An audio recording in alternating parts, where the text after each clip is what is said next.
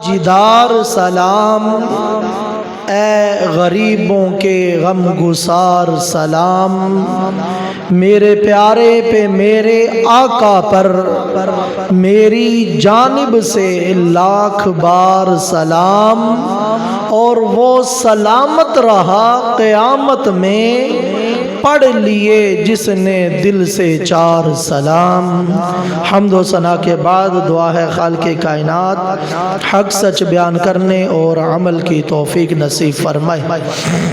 احباب ذی وقار، یکم محرم الحرام مسلمانوں کے دوسرے خلیفہ، وزیر مصطفیٰ، ترجمان نبی، ہم زبان نبی، حضرت عمر فاروق اعظم رضی اللہ تعالی عنہ کا یوم شہادت ہے۔ فاروق اعظم رضی اللہ تعالی عنہ وہ عظیم الشان صحابی ہیں کہ محبوب علیہ الصلاۃ والسلام نے اللہ تعالیٰ کی بارگاہ میں دعا کے لیے ہاتھ اٹھائے اور فرمایا اللہم اعز الاسلام بعمر بن الخطاب خاصہ، فرمایا مولا عمر بن خطاب کے ذریعے اسلام کی عزت میں اضافہ فرما۔ احباب ذی وقار، حضور علیہ الصلاۃ والسلام کی اس دعا کے نتیجہ میں حضرت سیدنا فاروق اعظم نے اسلام قبول کیا، اسی لیے آپ کو مراد رسول بھی کہا جاتا ہے۔ احباب ذی وقار، کون سیدنا فاروق اعظم؟ تو اللہ کے محبوب نے فرمایا حضرت عمر سے بہتر کسی عمر پر بھی، کسی آدمی پر بھی سورج طلوع نہیں ہوا۔ ایک اور حدیث پاک میں فرمایا عمر سراج اہل الجنہ، فرمایا لوگوں عمر اہل جنت کے چراغ ہیں۔ ارشاد فرمایا ھذا رجل لا يحب الباطل، فرمایا عمر وہ شخص ہے جو باطل کو پسند نہیں کرتا۔ حضرات محترم، ایک اور پیاری حدیث کریمہ کا علیہ الصلوۃ والسلام نے ارشاد فرمایا رضا اللہ و رضا عمر، لوگوں اللہ کی رضا میں عمر کی رضا ہے، و رضا عمر رضا اللہ، اور یاد رکھنا عمر کی رضا میں اللہ تعالی کی رضا ہے۔ حضرات محترم، سیدنا فاروق اعظم رضی اللہ تعالی عنہ کا یکم محرم الحرام، یہ جو شہیدوں کا مہینہ کہا جاتا ہے، محرم الحرام کا مہینہ، اس کی پہلی تاریخ کو سیدنا فاروق اعظم رضی اللہ تعالی عنہ کی یوم شہادت ہے۔ دعا ہے خالق کائنات حضرت فاروق اعظم کا صدقہ مولا آپ کے ذکر خیر کی برکت سے اللہ تبارک و تعالی ہماری بخشش فرمائے۔ دوران خطبہ جو آیے کریمہ تلاوت کرنے کا شرف حاصل کیا، خالق کائنات نے ارشاد فرمایا افحسبتم انما خلقناکم عبثا، ارشاد فرمایا کیا تم یہ سمجھتے ہو کہ ہم نے تمہیں بیکار پیدا کیا؟ احباب ذی وقار، یہ بہت گہرا سوال ہے جو قرآن مجید مجھ سے پوچھ رہا ہے۔ یہ سوال یہ قرآن مجید آپ سے پوچھ رہا ہے، اور یہ قرآن ہر صاحب ایمان سے یہ سوال پوچھ رہا ہے۔ وہ سوال کیا ہے؟ قرآن کہتا ہے کیا تم سمجھتے ہو کہ تمہیں اللہ نے عبث پیدا کیا؟ اب عبث کیا ہے؟ علماء نے فرمایا اس معنی میں بھی بڑی گہرائی ہے۔ عبث ایسا کام، فرمایا جس کا کوئی مقصد نہ ہو، ایسا کام جس کا کوئی مقصد نہ ہو اسے عبث کہا جاتا ہے۔ اب ہم جو بھی کام کرتے ہیں اس کا کوئی نہ کوئی مقصد ہوتا ہے۔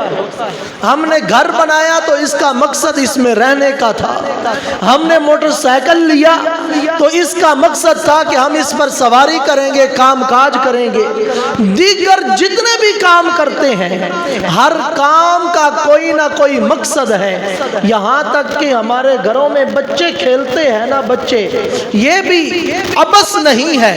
فرمایا اس میں بھی بچوں کی نشو و نما کا پہلو ہے،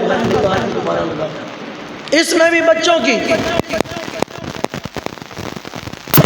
کہ ہم ورزش کرتے ہیں تو یہ بھی عبث کام نہیں ہے، اس میں ہماری صحت مندی کا پہلو ہے۔ یعنی ہم جو کام کرتے ہیں اس میں کسی نہ کسی جانب سے کوئی نہ کوئی مقصد ہے۔ اب عبث کیا ہے؟ علماء نے فرمایا عبث اسے کہا جاتا ہے، مثال کے طور پر ایک بندے نے گھر سے گاڑی نکالی، گیا پیٹرول پمپ پہ 5000 کا پیٹرول ڈلوایا اور گاڑی چلانا شروع کر دی، چلاتا رہا، جب تھک گیا تو واپس گھر آ گیا۔ بات کو سمجھیے گا، گیا گاڑی نکال کے 5000 کا پیٹرول ڈلوایا، گاڑی چلاتا رہا، نہ کچھ کہیں رکا، نہ کچھ خریدا، نہ کہیں پہنچا، بس یوں ہی واپس 5000 کا تیل جو ہے وہ ختم کر کے واپس آ گیا۔ علماء نے فرمایا اب اس بندے کا یہ کام کرنا کہ گھر سے نکلا بھی تھا، گاڑی بھی نکالی، 5000 کا تیل بھی ڈلوایا، کہیں پہنچا بھی نہیں، کچھ خریدا بھی نہیں، کسی سے ملا بھی نہیں، فرمایا یہ کام ہے عبث، کہ اس کا کوئی مقصد نہیں تھا، اس کا کوئی جناب اعلیٰ کوئی مشن نہیں تھا۔ یعنی ایسا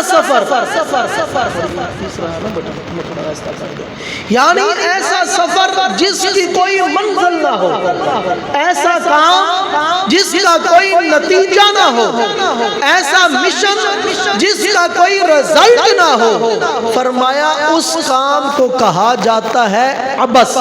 اب اللہ تبارک و تعالیٰ کا قرآن مجھ سے آپ سے یہ سوال کر رہا ہے، کیا تم سمجھتے ہو ہم نے تمہیں عبث پیدا کیا؟ عبث مطلب بیکار پیدا کیا، یعنی بس تم دنیا میں آئے، جیتے رہو گے، پھر مر جاؤ گے، پھر دفن کر دیے جاؤ گے، کہانی ختم ہو جائے گی۔ نہ یہ نہ سمجھنا کہ بس تم دنیا میں آئے، 70 سال کی زندگی گزاری، اس کے بعد تم مر گئے، تمہیں دفن کر دیا گیا، معاملہ یہاں پر ختم نہیں ہوگا۔ وَأَنَّكُمْ إِلَيْنَا لَا تُرْجَعُونَ، کیا تم نے ہماری طرف لوٹنا نہیں؟ اللہ تبارک و تعالی احباب ذی وقار آپ سے اور مجھ سے یہ سوال کر رہا ہے کہ لوگوں کیا تم سمجھتے ہو کہ میں خالق کائنات نے تجھے بیکار پیدا کیا ہے؟ ایسا نہ سمجھنا، بلکہ تم ہماری طرف تم نے لوٹ کر آنا ہے، اپنے ایک ایک لمحے کا اللہ کے حضور جواب دینا ہے۔ حضرات محترم، اس کائنات میں یہ جو جتنی بڑی کائنات ہے، دیگر جتنی مخلوقات ہے، فرمایا کائنات میں اصل جو مخلوق ہے اللہ تعالیٰ فرماتا ہے وہ تم انسان ہی ہو، جنہیں اللہ تبارک و تعالیٰ نے با مقصد اس دنیا میں بنا کر بھیجا ہے۔ فرمایا باقی رہی دیگر مخلوقات کی بات، یہ جو پہاڑ ہے، یہ ہوا ہے، یہ درخت ہے، یہ چرند، یہ پرند، ارے یہ سورج چاند ستارے، فرمایا ان سب کو تو میں نے حضرت انسان تیری خدمت کے لیے پیدا کیا۔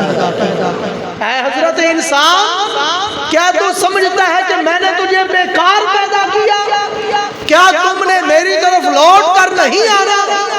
یہ جو میں نے پہاڑ بنائے ہیں حضرت انسان تیری خدمت کے لیے، یہ جو میں نے درخت بنائے ہیں تیری خدمت کے کے لیے ہے، یہ جو میں ہوا چلاتا ہوں تیری ضرورت کے لیے ہے، یہ جو پانی ہے تیری ضرورت کے لیے ہے، یہ کائنات کا ذرہ ذرہ فرمایا انسان تیری میں نے خدمت کے لیے رکھا ہے۔ غرض یہ آیت کریمہ ہمیں اس بات پر جھنجھوڑ رہی ہے کہ اے انسان تم بے مقصد دنیا میں نہیں آئے، اے انسان تم بے مقصد دنیا میں نہیں آئے، محض جینے کے طور پر دنیا میں نہیں آئے کہ اب ماں بدولت جناب اعلیٰ 25 سال کے ہو گئے، پھر وقت گزرا 30 سال کی سالگرہ کر لی، اب جناب اعلیٰ 60 سال کے ہو گئے، اب جناب اعلیٰ فوت ہو گئے، بلکہ نہیں، ایسا نہ ہو، تمہارا صرف آنا جانا نہ ہو۔ اللہ تبارک و تعالیٰ فرما رہا ہے اے حضرت انسان تمہاری زندگی کا ایک مقصد ہے، تمہیں بیکار دنیا میں نہیں بھیجا گیا، تمہاری زندگی کا ایک مقصد ہے اور اپنی زندگی کو با مقصد گزارو۔ احباب ذی وقار، آج کے دور میں علماء نے فرمایا کہ انسان اپنے مقصد کو بھول گیا، انسان اپنے مقصد کو، دنیا میں آنے کا مقصد جو انسان کا تھا، انسان اس کو بھول گیا اور 3 بڑے بحران بندے کے سامنے آ گئے کہ آج کے دور میں بندہ بے مقصدیت پر چلا گیا، دوسرا نمائش کی دوڑ لگ گئی، تیسرا خود فراموشی کا جال بندے کے اندر آ گیا۔ علماء نے فرمایا یہ 3 ایسے جال بندے کے اندر آئے جو ان جالوں میں پھنس گیا، فرمایا وہ اپنی زندگی کے مقصد کو بھول گیا۔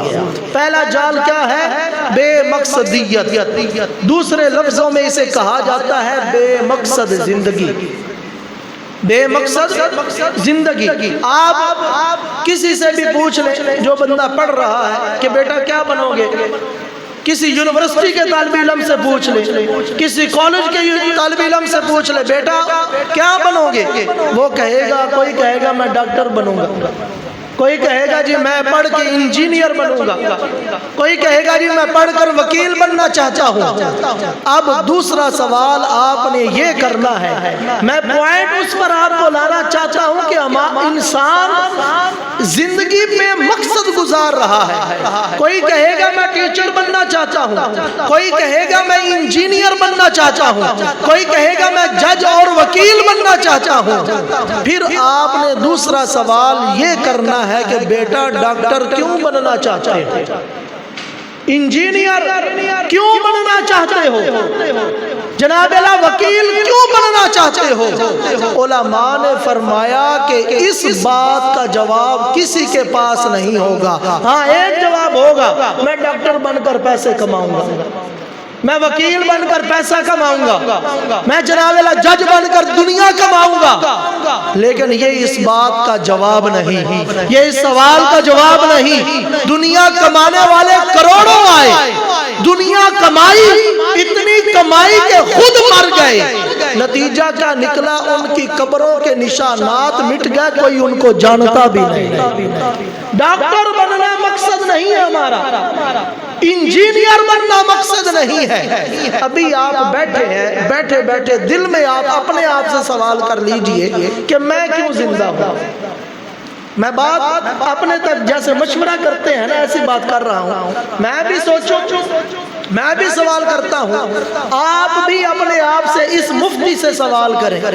یہ جو اللہ تبارک و تعالیٰ نے ہمارے سینے میں ایک مفتی صاحب بٹھائے ہیں نا، یہ سب سے بڑے مفتی ہیں۔ لوگ کہتے ہیں جی گناہ کرتے ہوئے پتہ نہیں چلتا، جناب اللہ برا کام کرتے ہوئے پتہ نہیں چلتا، میں کہتا ہوں تو جھوٹ بولتا ہے۔ جب بھی بندہ گناہ کرتا ہے دل میں کھٹکا ضرور لگتا ہے کہ تو غلط کر رہا ہے، جب بندہ صحیح کام کرتا ہے یہ سٹیمپ ضرور لگاتا ہے کہ یہ کام صحیح ہے۔ اب بندہ خود ڈھیٹ ہو جائے گناہ پر تو اس کی اپنی مرضی۔ تو علماء نے فرمایا آپ بھی سوچیں، میں بھی سوچوں، بیٹھے بیٹھے کہ میں اور آپ زندہ کیوں ہیں، ہماری زندگی کا مقصد کیا ہے؟ ہمارے پاس اس بات کا جواب ہوگا کہ آپ بھی کہیں گے میں بھی کہوں گا کہ ہم زندہ اس لیے ہیں کہ ابھی حضرت ملک الموت تشریف نہیں لائے، اس لیے زندہ ہوں، جب وہ آئیں گے تو میں چلا جاؤں گا۔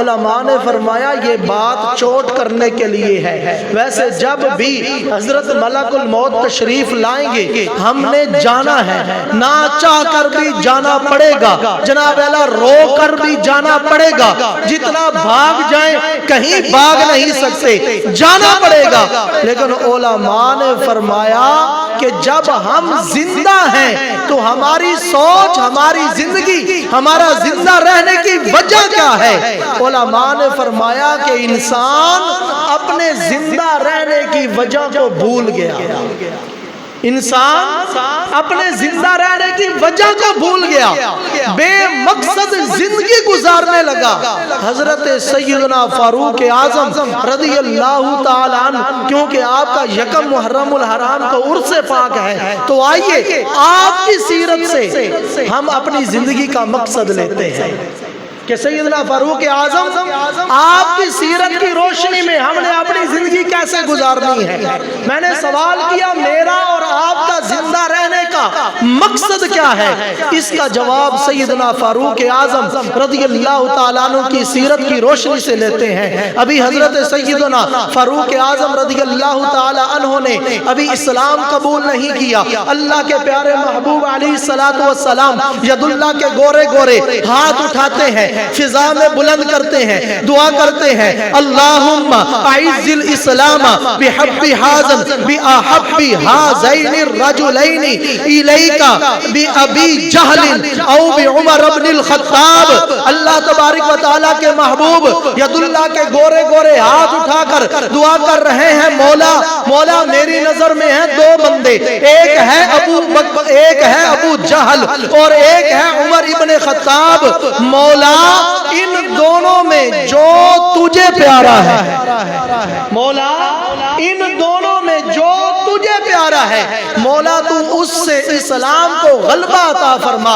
احباب ذی وقار ذرا دعا کی طرف غور کیجئے گا، اللہ کے محبوب نے یہ نہیں کہا یا اللہ ان دونوں کو اسلام کی دولت عطا فرما، ان دونوں سے اسلام کی عزت عطا فرما، بلکہ اللہ کے محبوب نے ارشاد فرمایا مولا ایک ابو جہل ہے، ایک عمر بن خطاب ہے، مولا ابو جہل کو بھی تو جانتا ہے، عمر بن خطاب کو بھی تو جانتا ہے، دونوں تیرے بندے ہیں، مولا میں دعا کرتا ہوں مولا ان دونوں میں جو تجھے پیارا لگتا ہے، ابو جہل پیارا لگتا ہے یا عمر بن خطاب پیارا لگتا ہے۔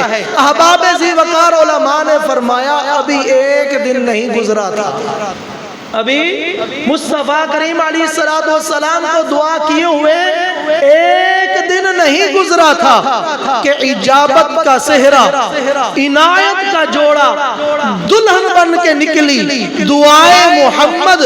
ارے اجابت نے جھک کر گلے سے لگایا بڑی جب ناز سے دعائے محمد۔ ادھر مصطفیٰ کریم علیہ السلام نے دعا فرمائی، ادھر دوسرے دن صحابہ کرام تشریف فرما ہے، حضرت عمر فاروق رضی اللہ تعالی عنہ گلے میں پٹکا ہے، آنکھیں سرخ ہیں، ہاتھ میں تلوار ہے، آپ کا بہنوئی آپ کے ساتھ ہے، اور مصطفیٰ کریم علیہ السلام کی مجلس کی طرف آ رہے ہیں۔ صحابہ کرام نے دیکھا یا رسول اللہ عمر آ رہا ہے، حضور عمر آ رہا ہے، حضور عمر کی آنکھیں سرخ ہیں، حضور عمر کے ہاتھ میں تلوار ہے، تو قربان جائیے مصطفیٰ کریم علیہ السلام گھبرائے نہیں، کیونکہ آپ رات کو دعا کر چکے تھے، اللہ سے مانگ چکے تھے، آپ نے دعا کی تھی مولا یا ابو جہل کو اسلام کی دولت عطا فرما یا عمر بن خطاب کو اسلام کی دولت عطا فرما۔ شاعر کہتا ہے تمہیں یارو مبارک ہو عمر ابن خطاب آیا، خدا سے میں نے مانگا تھا دعاؤں کا جواب آیا۔ حضور علیہ السلام تشریف فرما ہے، صحابہ کا حلقہ لگا ہوا ہے، ادھر حضرت عمر فاروق آ رہے ہیں۔ مصطفیٰ کریم علیہ السلام نے جب دیکھا، صحابہ نے دیکھا، ایک صحابی کھڑے ہوتے ہیں، یا رسول اللہ عمر آ رہا ہے، اگر اس کی نیت اچھی نہیں آپ حکم دیں اس کا سر میں تن سے جدا کر دوں۔ مصطفیٰ کریم علیہ السلام نے ارشاد فرمایا وہ آیا ہے تو آنے دو، کرو نہ شک نگاہوں پر وہ پہلے سا نہیں لگتا، کرو نہ شک نگاہوں پر وہ آیا ہے نہ جانے کو، ارے خدا کا یہ انتخاب آیا، تمہیں یاروں مبارک ہو عمر ابن خطاب آیا۔ سیدنا فاروق اعظم رضی اللہ تعالیٰ عنہ مصطفیٰ کریم علیہ السلام کی دعا کا رزلٹ جب کریم آقا علیہ السلام کے پاس پہنچے، علماء نے فرمایا اسلام قبول ہو گیا۔ المختصر یہاں ایک ایمان افروز بات سنیے، سیدنا فاروق اعظم ابھی آپ نے کلمہ نہیں پڑھا، ابھی آپ مصطفیٰ کی غلامی میں نہیں آئے، اس سے پہلے کی آپ کی شان و شوکت دیکھیے۔ اللہ تبارک و تعالیٰ کی بارگاہ میں محبوب علیہ السلام نے فرمایا مولا ابو جہل ہے یا عمر بن خطاب ہے، ان دونوں میں سے جو تجھے پیارا ہے، ان دونوں میں سے جو تجھے محبوب ہے اس کے ذریعے اسلام کو عزت عطا فرما۔ تو اللہ تبارک و تعالیٰ نے جب مصطفیٰ کریم علیہ السلام کی اس دعا کو اپنی بارگاہ میں آتے ہوئے دیکھا تو قدرت کی نگاہ نے ابو جہل کو ریجیکٹ کر دیا۔ حضرت عمر فاروق کی شان دیکھیے کہ تھے دونوں بندے، ابو جہل حضور کا چچا تھا، حضور کی نسل سے تھا، حضور کا رشتہ دار تھا، لیکن سیدنا فاروق اعظم کی شان دیکھیے کہ ابو جہل کو ریجیکٹ کر دیا جاتا ہے اور فاروق اعظم کو خالق کائنات سلیکٹ فرما لیتا ہے۔ معلوم یہ ہوا کہ ابھی سیدنا فاروق اعظم نے اسلام قبول نہیں کیا، اسلام قبول کرنے والے ہیں، اللہ تعالیٰ کی نگاہ میں یہ محبوب بندے بن چکے ہیں۔ سیدنا فاروق اعظم اللہ کے پیارے ہیں۔ دوسرے نمبر پر بات دیکھیے، سیدنا فاروق اعظم رضی اللہ تعالیٰ عنہ کو اللہ تبارک و تعالیٰ کے محبوب نے اللہ کی بارگاہ سے لیا۔ کیوں لیا؟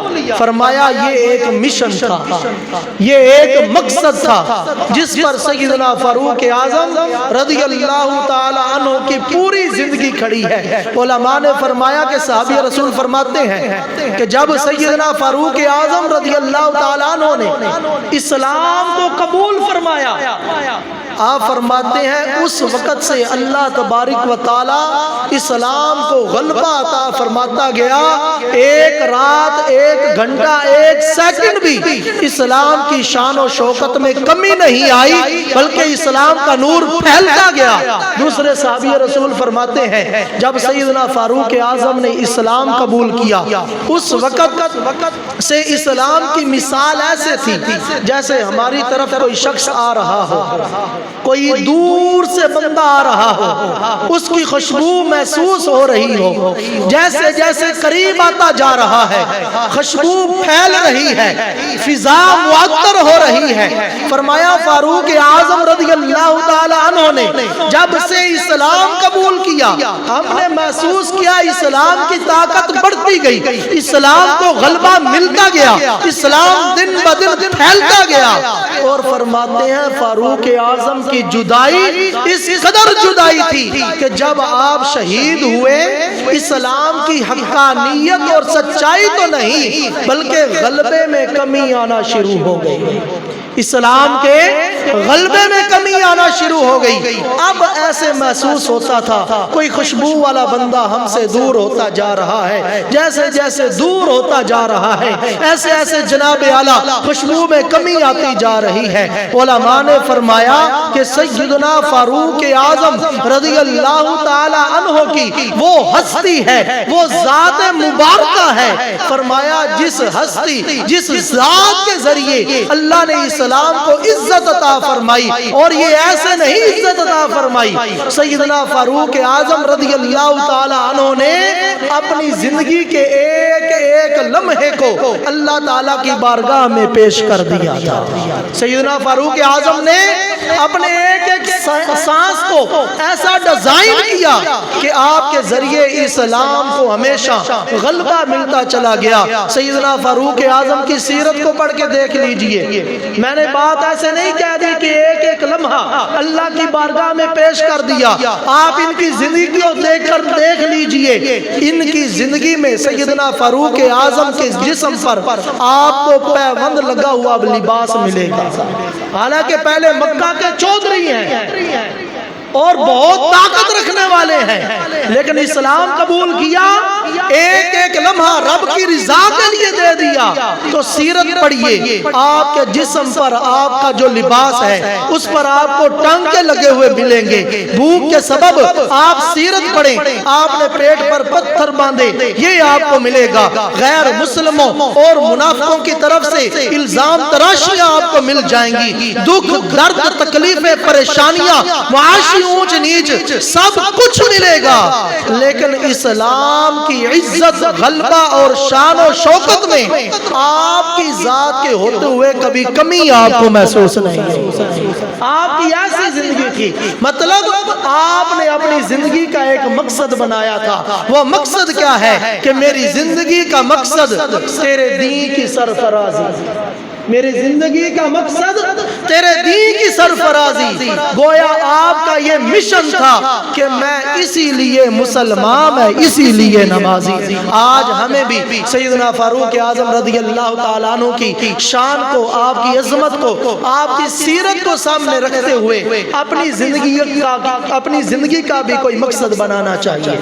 ہماری زندگی کا مقصد صرف پیٹ پالنا، اولاد بڑھانا اور شادی کرنا اور دنیا میں 70 سال 80 سال رہ کے فوت ہو جانا نہ ہو، بلکہ ہماری زندگی کا مقصد اللہ تعالیٰ کے دین کی خدمت ہو. فاروق اعظم رضی اللہ تعالیٰ نے پوری زندگی دین کی خدمت کر کے ہمیں بتا دیا کہ آپ بھلے دنیا میں کسی عہدے پر فائز ہو جائیں، 22 لاکھ مربع میل کا مالک ہو کر، آدھی دنیا کا حکمران ہو کر، اپنے جسم پر پیوند لگا ہوا لباس کیوں پہن رہا ہے؟ آپ بھی سوچیں، میں بھی سوچتا ہوں کہ آج میرے پاس ایک پنڈ کی چدراہت آ جائے، بلکہ ایک سوسائٹی کا میں مالک بن جاؤں، بلکہ ایک گلی کی جناب اللہ میرے پاس سرپرستی آ جائے، تو میرے کپڑوں سے کبھی کلف نہیں اترتی، میرے جناب اللہ آپ کے، میرے اور آپ کی اکڑ نہیں ختم ہوتی.